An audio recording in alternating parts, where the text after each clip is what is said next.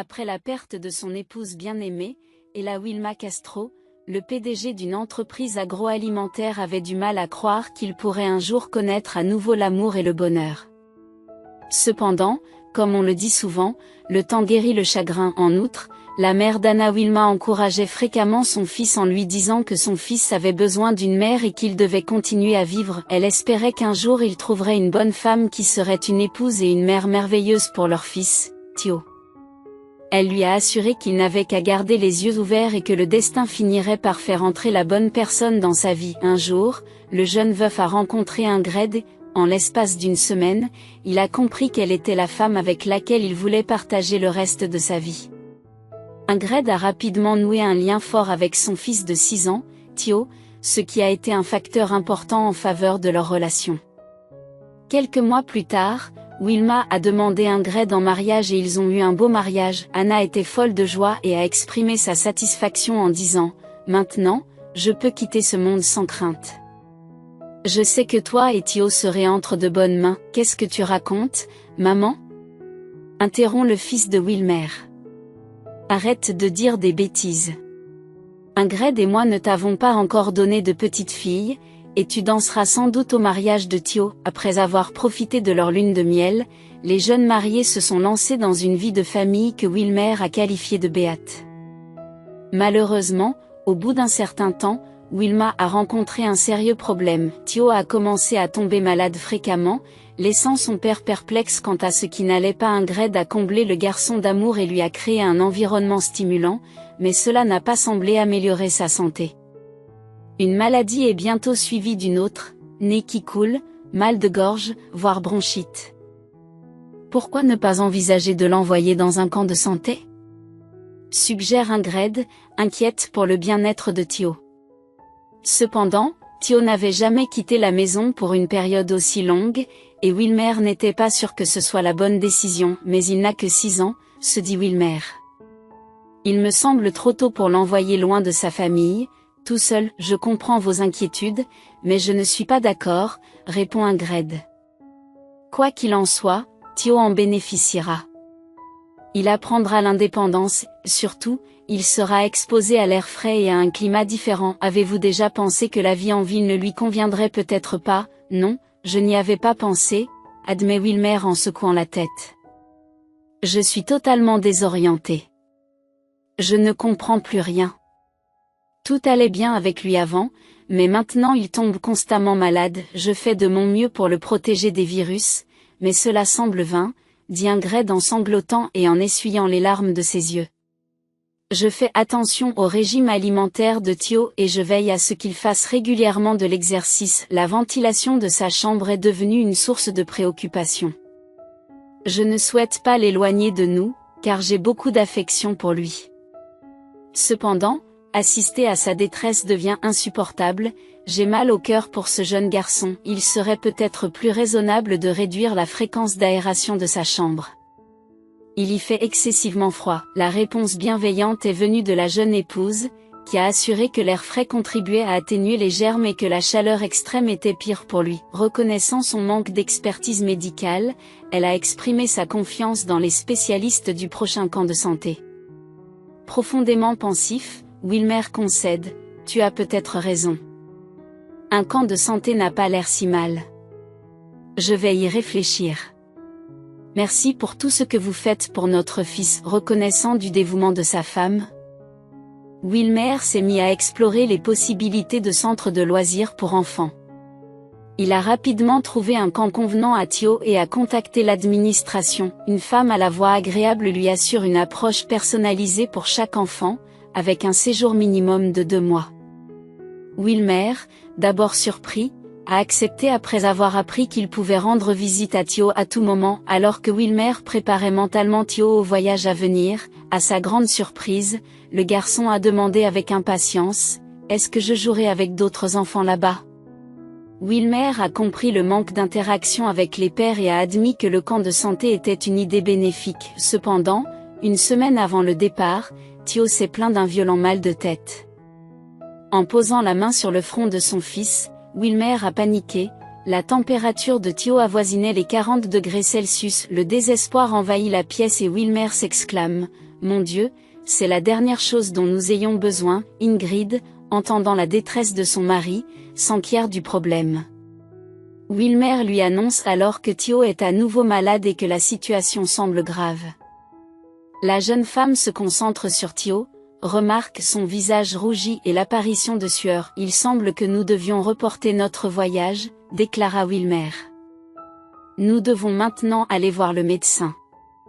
Es-tu sûr qu'il nous reste encore une semaine avant de partir? Peut-être que Thio se remettra, répondit Ingrid avec une lueur d'espoir. Cependant, le lendemain, Thio ne montrait aucun signe d'amélioration et le médecin les informa qu'il n'était plus possible de partir en voyage. Il leur recommande vivement d'engager une infirmière qualifiée. Je vois, merci, dit Ingrid en s'interrogeant sur la nécessité d'une infirmière alors que le médecin s'en va. Pourquoi avons-nous besoin d'une étrangère dans notre maison? Vous ne connaissez rien à la médecine, interrompt Wilmer en défendant sa décision. Wilmer est résolu dans ses convictions, non? Mais alors laissons tomber cette conversation, affirme-t-il. Ce soir, j'irai sur le site de l'agence et je trouverai une infirmière. Ingrid comprit que la décision de Wilmer d'engager une infirmière pour leur fils était définitive et ne pouvait être remise en cause. Elle ne discuta pas et se contenta d'acquiescer. Très bien, conclut Wilma. Maintenant, il faut que j'aille au bureau. Prends soin de Thio. S'il y a une urgence, appelle-moi. Après avoir accompli quelques tâches urgentes au travail, Wilmer se dépêcha de rentrer chez lui. Il avait autant confiance en Ingrid qu'en lui-même, mais le fait d'avoir Thio à ses côtés le rassurait. Alors qu'il passait le pont, il remarqua une jeune fille mal habillée qui semblait perdue dans ses pensées. Soudain, elle passa sa jambe par-dessus la balustrade, envisageant manifestement de sauter. Wilmer freine, sort rapidement de la voiture et s'écrie « Qu'est-ce que tu crois faire ?» Il éloigne l'inconnu de la balustrade. « Tu es fatigué de vivre ?»« Oui, je suis épuisée, sanglote la jeune fille. »« Ce n'est pas la vie, c'est juste de la souffrance. »« Viens, allons à la voiture, » ordonne Wilmer après un bref moment d'hésitation. La jeune fille suit docilement. « Quel est ton nom ?» Wilmer tente de lui demander gentiment. « Corey, » répondit timidement la jeune fille.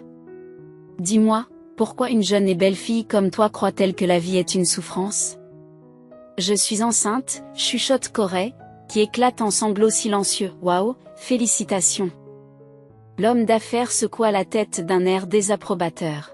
« Donc, vous avez décidé de ne pas seulement ruiner votre propre vie, mais aussi la vie de votre enfant innocent. »« Mon fiancé m'a quitté, » dit la jeune fille en sanglotant. « Je lui faisais confiance, et il m'a fait une chose si cruelle. »« Je vois, » dit Wilmer en hochant la tête, « mais ce n'est pas une raison pour t'ôter la vie et celle de ton enfant. »« C'est facile à dire pour toi, » soupire-t-elle. « Oui, » admit elle. « Mais je n'ai personne vers qui me tourner et nulle part où vivre. »« Et vos parents ?»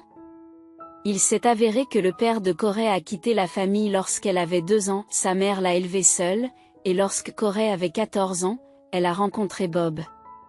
Bob a emménagé dans leur maison au village. Bob, travailleur assidu, s'occupe de toutes les réparations nécessaires dans la maison, ce qui lui vaut la gratitude de la mère et de la fille. L'atmosphère harmonieuse s'est maintenue pendant exactement 3 mois, jusqu'à ce que Bob succombe à de longues périodes d'ivresse, ce qui a suscité l'inquiétude de la mère. Cory, s'interrogeant sur la nécessité de Bob, suggère de le retirer, mais la mère, tout en reconnaissant ses défauts, insiste pour qu'il lui appartienne.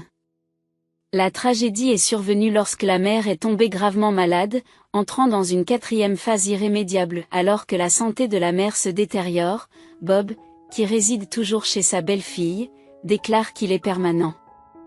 Cory, mal à l'aise de vivre avec un Bob pratiquement inconnu, s'est trouvée liée par son enregistrement auprès d'eux. Elle finit par rencontrer Steve et le couple loue un appartement.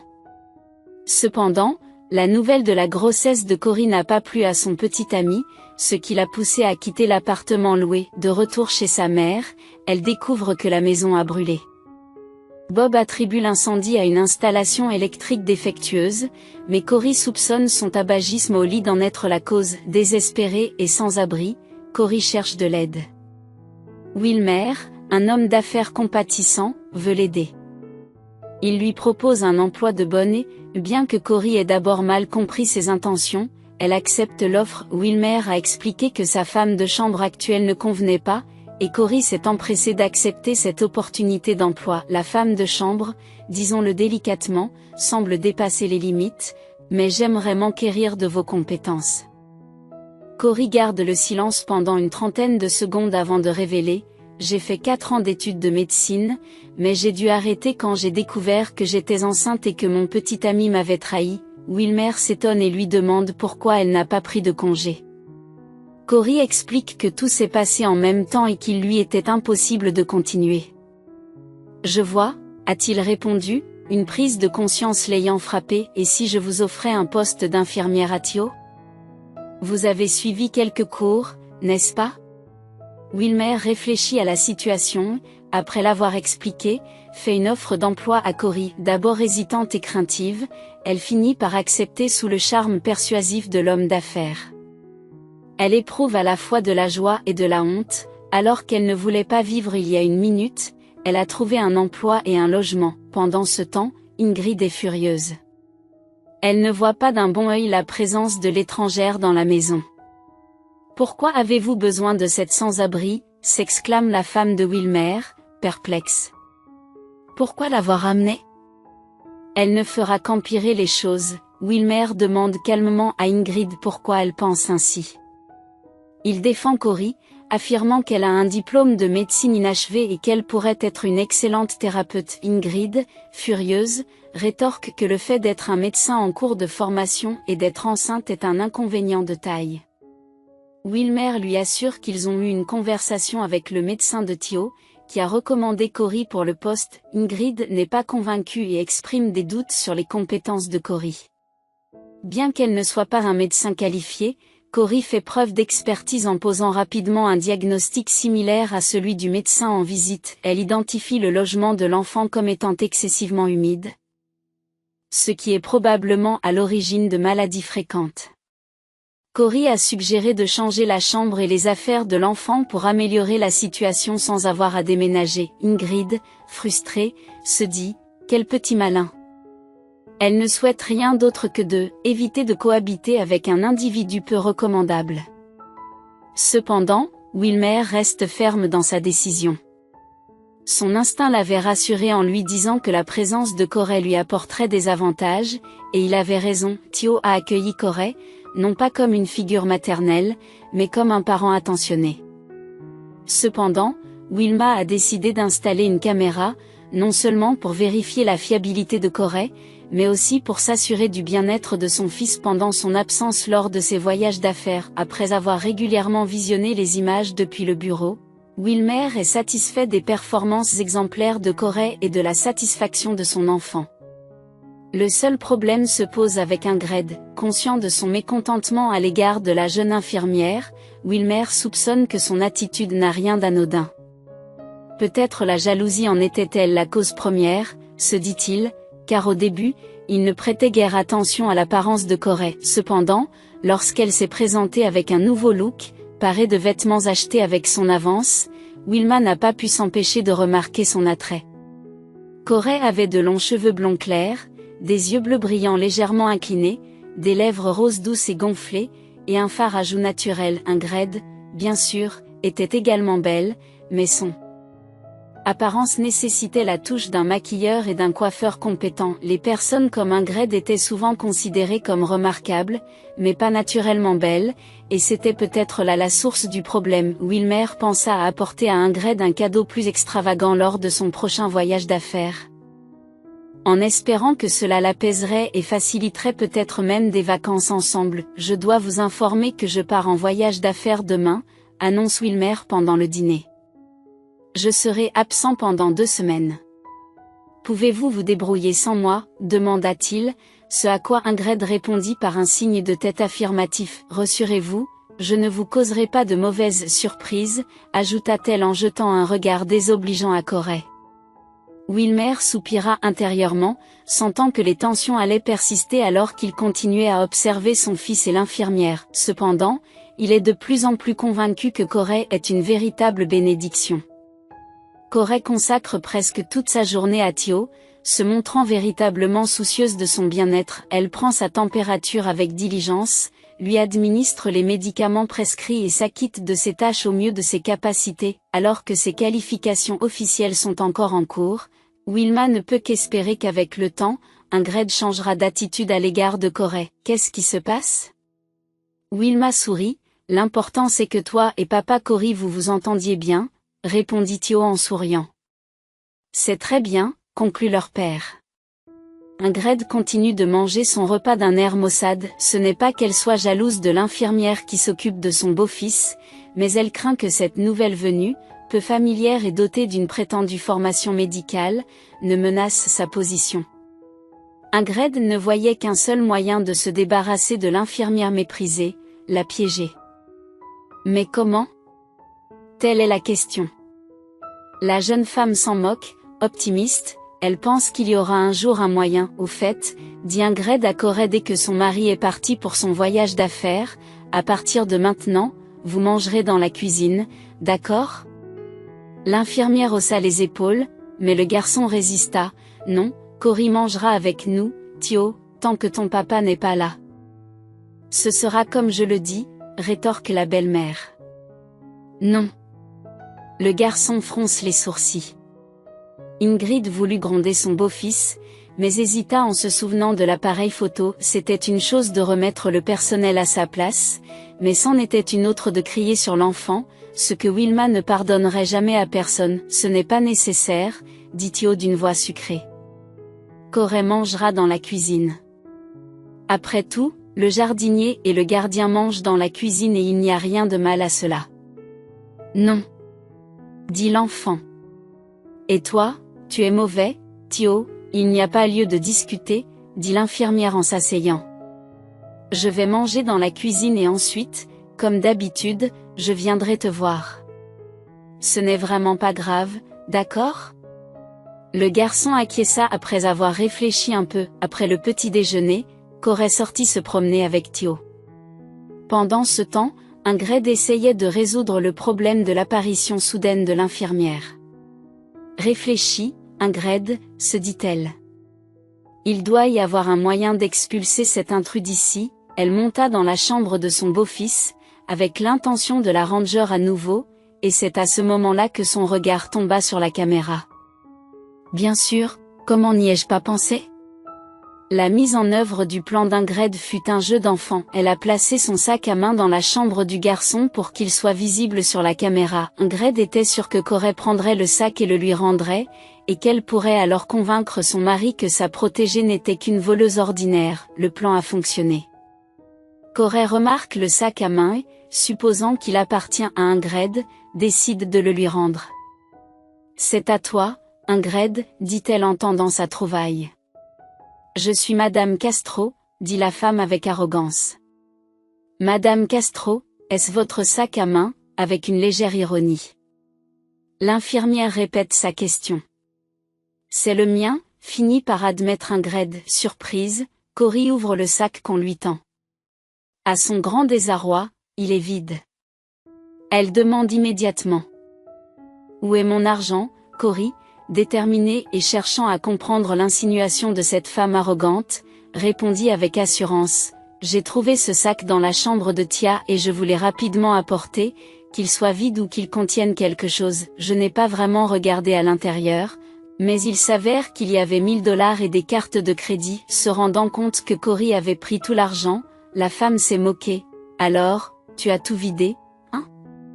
Eh bien, je dois être une idiote pour vous rendre votre sac vide, rétorque Cory en riant. Elle se rappelle qu'elle est humaine et qu'elle ne laissera personne l'humilier ou l'accuser à tort. Agacée, Ingrid grommela. Comment aurais-je pu le savoir? Qu'est-ce qui te passe par la tête? Je soupçonne que tu as tout enlevé quelque part hors de la vue de la caméra et que tu prétends maintenant que tu n'as rien à voir avec ça. Sortez d'ici, les voleurs n'ont pas leur place dans un ménage respectable. Considérez l'argent volé comme votre indemnité de licenciement. Niant les accusations, Corey s'exclame d'une voix tremblante, « Mais je n'ai pas pris d'argent. » Ingrid, haussant les sourcils, répond avec scepticisme, « Je ne veux pas entendre vos mensonges. Si tu ne pars pas dans les 15 minutes, tu devras tout expliquer à la police. Croyez-moi, ce sera beaucoup plus difficile pour vous. » Qui pensez-vous qu'ils croiront? La femme d'un homme d'affaires respectable ou un mendiant comme toi? Comprenant qu'il était inutile de discuter, Corey se retira dans sa chambre pour préparer ses affaires. Ingrid la suit, observant triomphalement le déroulement de son plan. Corey, luttant contre les larmes, quitta la chambre et la maison. Elle est soulagée que Thio n'ait pas assisté à son départ, mais l'avenir s'annonce sombre. Le peu d'argent qu'elle avait dans son portefeuille ne suffirait que pour quelques nuits dans l'auberge la moins chère, une fois de plus. Corey est confrontée à la question de savoir ce qu'elle va faire. Lorsque Wilmer a appris par Ingrid le crime présumé de Corey, il a été découragé, c'est le moins qu'on puisse dire. Il ne voulait pas y croire et doutait que cela puisse être vrai. Il avait aidé cette malheureuse femme par pure bonté humaine, et c'est ainsi qu'elle le remerciait. Cela dépassait son entendement et brisait sa confiance en l'homme. Après avoir visionné les images, il est convaincu que l'infirmière a pris le portefeuille d'Ingrid sur la table. Mais la question demeure, Corey a-t-elle pris l'argent qu'il contenait? En revanche, Wilmer n'a aucune raison de se méfier de sa femme. Bien qu'Ingrid ait toujours eu une forte aversion pour Corey, des accusations sans fondement seraient trop extrêmes, même pour sa nature mécontente. De plus, Ingrid se souciait sincèrement de Thio et voulait le meilleur pour lui. Vivre dans leur maison était bénéfique pour lui.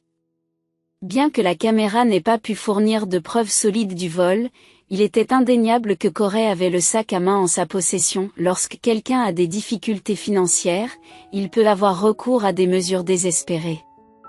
Ingrid a suggéré que Corey devait peut-être de l'argent à quelqu'un et s'est demandé s'il la connaissait vraiment. En dehors de ce qu'elle a révélé, Wilmer reconnaît que sa femme a fait valoir un argument valable. Peu importe à quel point vous essayez de changer quelqu'un, sa vraie nature prévaudra toujours. Malheureusement, il semble très probable que Corey ait effectivement volé l'argent. Après la conversation avec son mari, Corey passe à l'acte et Ingrid fête l'événement avec du vin blanc et des fruits exotiques.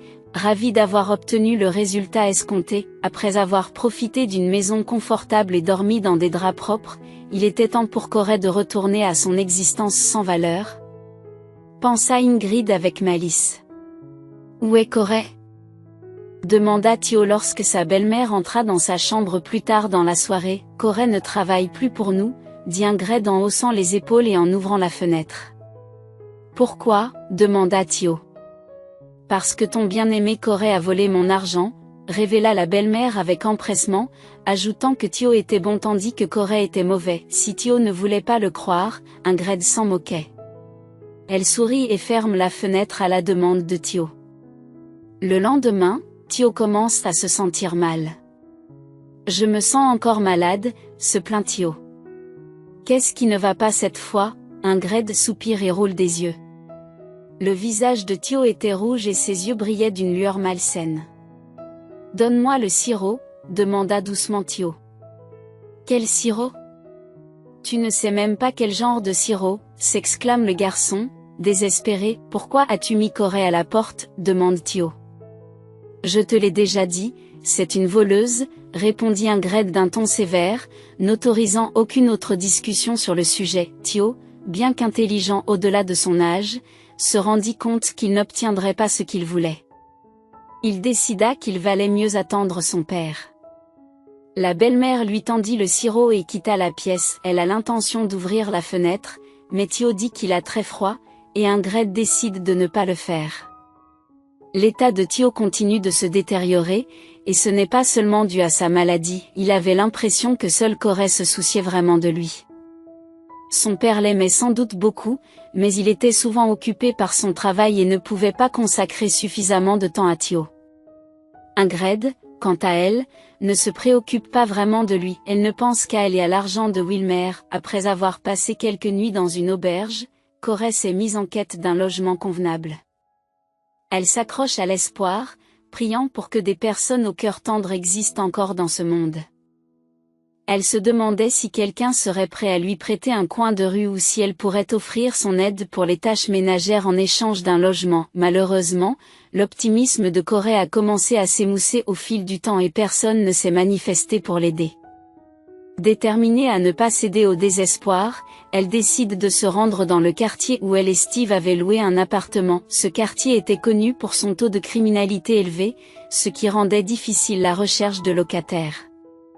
Cependant, la chance semble être du côté de Corey, car elle tombe sur quelqu'un prêt à lui prêter un minuscule appartement. Le seul inconvénient est que son nouveau propriétaire est un gros buveur et que l'appartement lui-même est sale et empeste la fumée de cigarettes. Néanmoins, c'est toujours mieux que d'être sans abri. J'attends l'argent du loyer dans un mois, grommelle le propriétaire ivre, et Corey acquiesce, espérant trouver un emploi rapidement. Le plus important était de garder sa grossesse secrète pendant sa recherche d'emploi. Le propriétaire passait de temps en temps pour s'enquérir de l'argent, mais Corey éludait toujours ses questions, lui rappelant que cela ne faisait pas encore un mois. Elle se doutait qu'il avait besoin de l'argent pour son alcool, et elle voulait le retarder le plus possible. Finalement, Corey a réussi à trouver un emploi dans un service de livraison de nourriture. Nous payons sur une base hebdomadaire, lui dit l'administrateur, et Corey acquiesce avec gratitude. Elle n'en revient pas de sa chance. Le salaire était décent, d'après ses calculs, elle devrait pouvoir payer son loyer après une seule semaine de travail. Corey remplit le réfrigérateur et met de l'argent de côté pour le loyer, se sentant soulagée. Malheureusement, sa chance s'est brusquement arrêtée, un jour, alors qu'elle portait un lourd chargement de courses à livrer. Corey est soudainement tombée malade et s'est effondrée au centre commercial. L'administrateur, paniqué, appelle une ambulance. Compte tenu de votre état, il n'est pas conseillé de porter des charges aussi lourdes, lui dit le médecin. Vous risquez de faire une fausse couche, nous allons donc devoir vous garder ici pendant quelques jours. Corey pousse un gros soupir. Elle n'avait réussi à travailler que 2 jours cette semaine-là, et elle se demandait maintenant si elle serait payée pour ses efforts. Pas de travail, pas d'argent, pense tristement Corey. Et comment suis-je censée payer le loyer? Le seul point positif était que l'hôpital était bien plus confortable que son appartement miteux. Elle a contacté son propriétaire et lui a expliqué sa situation, demandant une semaine supplémentaire pour payer le loyer en raison de son hospitalisation. Bien sûr, il avait déjà fait preuve d'une extrême gentillesse à son égard, mais elle espérait qu'il lui accorderait une faveur supplémentaire. Mais cette fois-ci, l'homme n'a pas envie de se mêler des problèmes de la pauvre femme. Je m'en fiche, avez-vous de l'argent? Il interrompt le flot de plaintes de Corey. Oui, dans le placard de la cuisine, sous la théière bleue, répond-elle, espérant convaincre le propriétaire de sa stabilité financière et obtenir un peu de clémence. Quelle naïveté, c'est bien, dit l'homme, visiblement satisfait, et il ajoute, je prends tout l'argent. Cela couvrira un mois de loyer et me servira de dédommagement pour le désagrément de la tante. Et vous ne devez plus revenir ici, je n'ai pas besoin de locataires irresponsables comme vous. Où puis-je déposer la clé? Demanda Corey d'un air sombre. À l'hôpital de la ville, répondit-elle, je la laisserai à la dame de service. Pourquoi ne manges-tu pas? Demande Ingrid, en regardant son beau-fils piocher dans une assiette de pâtes en fronçant les sourcils. Je ne veux pas, marmonne Thio en repoussant l'assiette. Le garçon désirait ardemment la présence de Corey, mais il savait qu'il valait mieux ne pas en parler avec sa belle-mère. Sinon, elle se mettrait à l'insulter et à l'accuser de nouveau d'être une voleuse. « Comment vas-tu » demanda joyeusement Wilma à son retour de voyage d'affaires. « Bien » ronronne Ingrid en embrassant son mari. Il sourit. « C'est super. »« Où est Thio ?»« Il est dans sa chambre » répond-elle en remarquant que son fils est resté figé, bouche bée, en état de choc. Pour être honnête, il n'avait pas reconnu Thio tout de suite. Le garçon était devenu pâle, avait rapetissé et avait l'air malheureux. « Es-tu encore malade » demande le père inquiet. « Papa, Corey peut-il revenir » répondit le garçon, une larme roulant sur sa joue pâle. Wilma est confuse mais ensoleillée. « J'aimerais qu'elle revienne, mais c'est impossible » répondit-il avec désespoir. Wilmer regarde sa femme, l'interrogeant silencieusement. Si Thio était au courant du vol, Ingrid hocha à peine la tête. « Papa, je sais qu'Ingrid pense que Corey a volé l'argent, » dit l'astucieux enfant, « mais ce n'est pas vrai. Elle est bonne, et Ingrid est mauvaise. » J'avais froid et elle a ouvert la fenêtre. « De quoi parles-tu, de la bonne ou de la mauvaise Ingrid ?» Wilma n'en peut plus. « Si seulement c'était aussi simple, Ingrid, » lui dit-elle sévèrement, « ne crie pas sur l'enfant. »« Je suis désolée, » balbutie-t-elle, « mais vous devriez comprendre. »« Je comprends, » dit le mari, « quand je suis partie, Thio est retombé malade. » N'est-ce pas une raison suffisante pour prendre en compte sa demande? Ingrid n'en croit pas ses oreilles. Vous envisagez vraiment de la réembaucher? S'étonne Wilma. Si cela peut vraiment aider, alors oui, répondit-il, et j'aimerais aussi entendre la version de Corey sans tarder. C'est ainsi que Wilmer se met à la recherche de Corey. La trouver s'est avérée être une tâche difficile pour Wilma, étant donné l'absence d'une adresse fixe.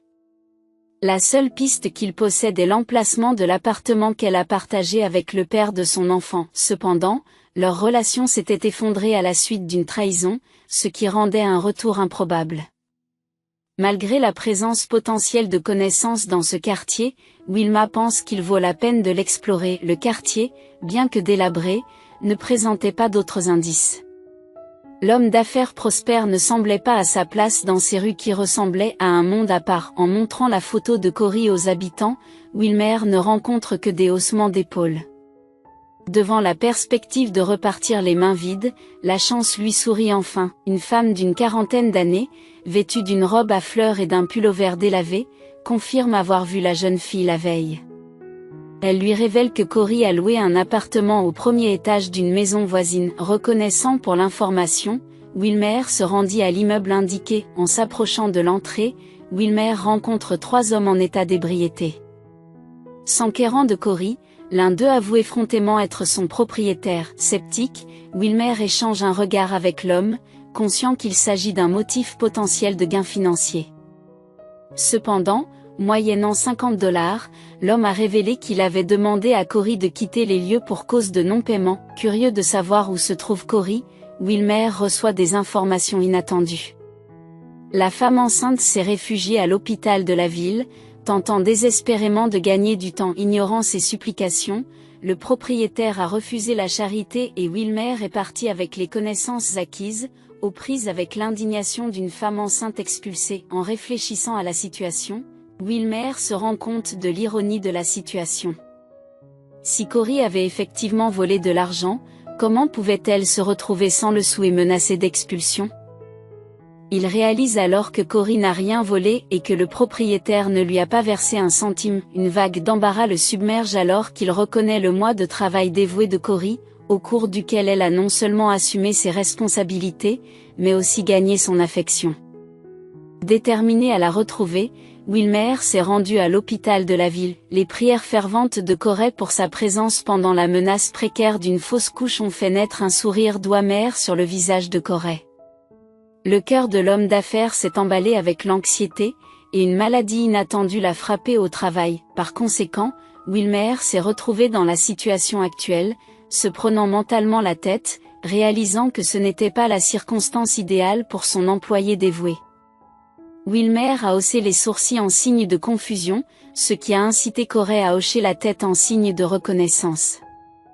Après avoir été renvoyé par Ingrid, Corey a cherché de nouvelles opportunités et a décroché un emploi dans un service de livraison. Le licenciement même qui a conduit à cette tournure des événements est le sujet sensible dont Wilmer veut discuter. Tentant d'aborder le sujet délicat, Wilmer hésite et Corey intervient, niant tous méfaits concernant le sac à main de Madame Castro, admettant l'avoir pris mais affirmant qu'il avait simplement l'intention de le rendre. Le ton désespéré de Corey convainc l'homme d'affaires de sa sincérité.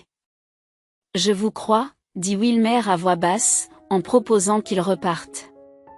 Cependant, Corey n'est pas certain que Madame Castro lui permette de retravailler. « Je m'occuperai de ma femme », assure Wilmer. Corey est d'accord, et Wilmer lui suggère de se reposer et de prendre soin de lui, tout en exprimant son impatience de le voir revenir. Grâce aux efforts concertés des médecins, la grossesse de Corey a pu être sauvée, et Wilmer et Thio l'ont accompagné lors de sa sortie de l'hôpital. Le petit Thio s'est réjoui du retour de Corey. Tandis qu'Ingrid est restée silencieuse et inquiète, Ingrid nourrit des pensées dédaigneuses à l'égard des Becker, qu'elle compare à des créatures tenaces. Elle réfléchit à la futilité de comploter contre Corey, sachant que Wilmer n'y croirait pas de toute façon. Thio s'est rapidement rétabli et a apprécié les sorties avec sa nounou, adoptant même un chiot nommé Finn lors d'une visite au parc avec Corey. Malgré l'amélioration de l'état de Thio, quelque chose continuait à troubler Wilmer. Dans un moment d'appréciation, il a qualifié Corey de magicienne, lui attribuant la guérison de Thio. Troublé, Corey a nié faire des miracles, attribuant l'amélioration à la température optimale de l'air et à des médicaments soigneusement choisis. Alors que la mention de la température lui rappelle les paroles de son fils à propos d'Ingrid, Wilmer se surprend à contempler les implications plus larges de la situation. Wilma frissonne dans la chambre froide tandis qu'Ingrid ouvre la fenêtre avec désinvolture. Elle ne comprend pas pourquoi l'espace de leur enfant est constamment humide, ce qui provoque des maladies fréquentes. Wilmer, réfléchissant à la possibilité d'une erreur de construction, envisage même d'intenter une action en justice contre l'entreprise de construction. Cependant, une pensée inquiétante s'est insinuée dans son esprit, et si Ingrid avait intentionnellement gardé la chambre de Thio au frais, de plus, la suggestion d'Ingrid d'envoyer Thio dans un camp de santé a éveillé les soupçons. Réticent à accuser ouvertement sa femme, Wilmer a opté pour un examen indépendant, espérant qu'il se trompait sur le fait qu'Ingrid avait délibérément nui à la santé de leur fils. La tension dans leur relation s'accroît lorsqu'Ingrid remet en question l'opportunité pour les domestiques de dîner avec les hôtes. Malgré l'acquiescement calme de Wilma, elle affirme le rôle de Corey dans leur famille, soulignant sa gratitude pour avoir guéri Thio. Ingrid, visiblement bouleversée, a laissé entendre qu'elle allait partir et demander le divorce, une manœuvre destinée à susciter un appel désespéré de la part de Wilma. Au lieu de cela, Wilmer la surprend en acceptant volontiers le divorce, même s'il ne lui offre rien dans le cadre du contrat de mariage. La manipulation d'Ingrid a échoué et Wilmer, imperturbable, lui a rappelé qu'il savait qu'elle avait tenté d'accéder au coffre-fort. Après le divorce, il lui a exprimé sa gratitude pour ne pas l'avoir accusé de vol. Ingrid, d'un air dédaigneux, n'a pas réussi à le convaincre. Wilma précise qu'elle n'est pas à l'origine du divorce et lui remet les résultats de l'examen indépendant en guise de cadeau d'adieu.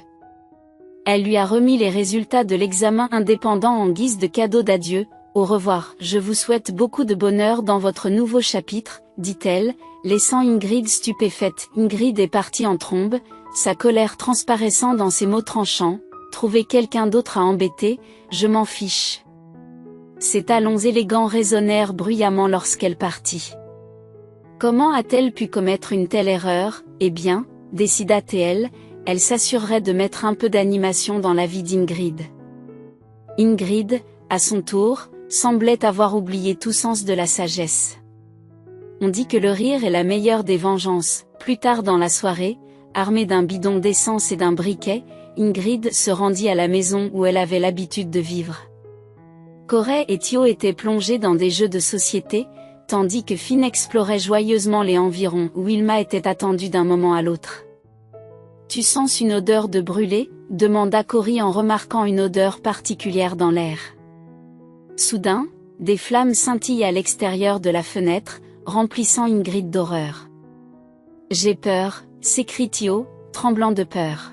« Reste calme, ma chérie », rassure Corey, qui prend la main de l'enfant et se précipite vers la sortie la plus proche. Le temps était compté. Car l'incendie menaçait de bloquer leur voie de sortie, Corey a rapidement placé Thio sur l'herbe, à bonne distance des flammes, et a pris un moment pour reprendre son souffle.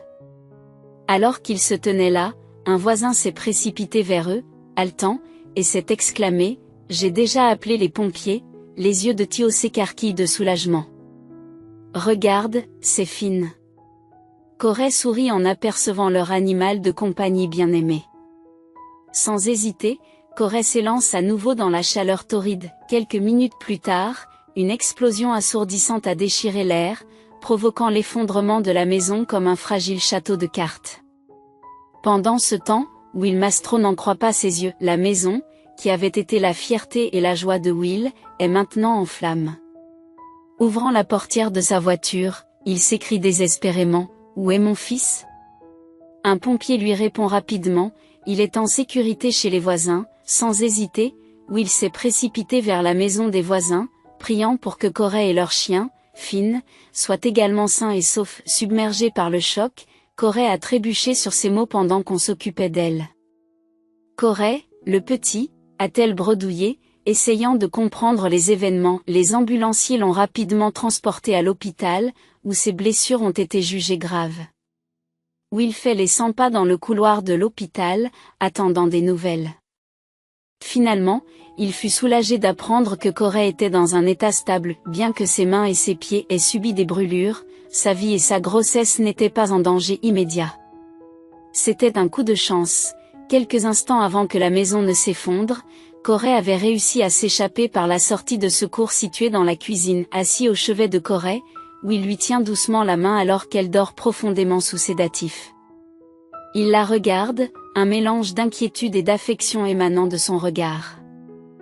Ce n'est que maintenant qu'il réalise à quel point il s'est attaché à cette fille remarquable. Doucement, il murmure « Je n'ai jamais eu l'occasion de te dire que je t'aime », en serrant tendrement la paume de sa main. Malheureusement, la maison a été complètement détruite par l'incendie et n'a pas pu être reconstruite. Cependant, il y avait d'un bon côté, elle était assurée. Les caméras de sécurité avaient filmé Ingrid en train de mettre le feu, mais en raison de son instabilité mentale, elle n'a pas pu être tenue responsable de ses actes et n'a pas été emprisonnée. Corey suivait un traitement dans un centre de santé mentale. Chaque jour, elle montrait des signes d'amélioration. Lors d'une visite, Wilmer est arrivé avec Theo, le chiot adoré de son fils. Wilmer s'interroge sur le risque pris, mais Corey explique qu'ils ont trouvé le chiot dans un parc, qu'ils l'ont apprivoisé et qu'ils se sentent responsables de son bien-être. Corey sourit et dit que s'ils étaient responsables du chiot, ils l'étaient aussi d'elle, surtout après l'accident. Il était évident pour Corey que Wilmer lui était devenu très cher et elle a exprimé son désir de ne jamais le laisser partir. Délicatement, Wilmer lui a murmuré son amour et a accepté ses paroles en lui tenant les mains. Corey a ensuite suivi un programme de réhabilitation. Finalement, les deux amants se sont mariés. Le soir du Nouvel An, Corey a ressenti une soudaine poussée de bonheur. La maternité n'était plus qu'à quelques heures, et une magnifique petite fille est venue au monde. Cette nouvelle année a marqué le moment le plus heureux de la vie de Wilmer. Leur famille s'était agrandie et la joie qu'ils ressentaient valait la peine d'être chérie et vécue.